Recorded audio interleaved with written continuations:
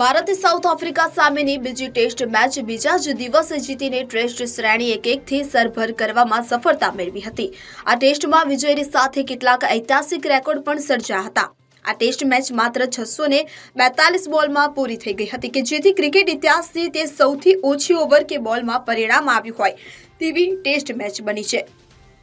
અગાઉનો record પણ 656 બોલનો 1931-32માં association south Africa વચ્ચેનો હતો। જવાબમાં ભારતે વિજય માટેના 79 રન 3 વિકેટે પાર પાડ્યા હતા।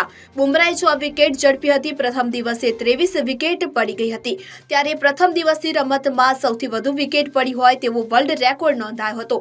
આ ઉપરાંત ભારતે તેની આખરી 6 વિકેટ એક પણ રન ઉમેર્યા વગર ગુમાવી હતી, તેવું પણ ક્રિકેટ ઇતિહાસમાં ક્યારેય નહોતું બન્યું। બુધવારે પ્રથમ દિવસે સિરાજની 15 રનમાં 6 વિકેટ ઝડપતી બોલિંગ સામે સાઉથ આફ્રિકા 55 રનમાં ખખડ્યું હતું। તે પછી ભારત પ્રથમ દિવસે જ 153 રનમાં ઓલ આઉટ થયું હતું। બેટિંગ માટે અત્યંત કઠિન પિચ પર ભારતે 98 રનની નિર્ણાયક સરસાઈ મેળવી હતી।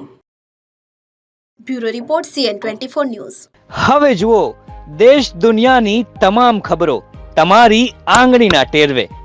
ઉઠાવો મોબાઈલ અને ગૂગલ પ્લે સ્ટોર પરથી ડાઉનલોડ કરો અમારી CN24 ન્યૂઝ મોબાઈલ એપ।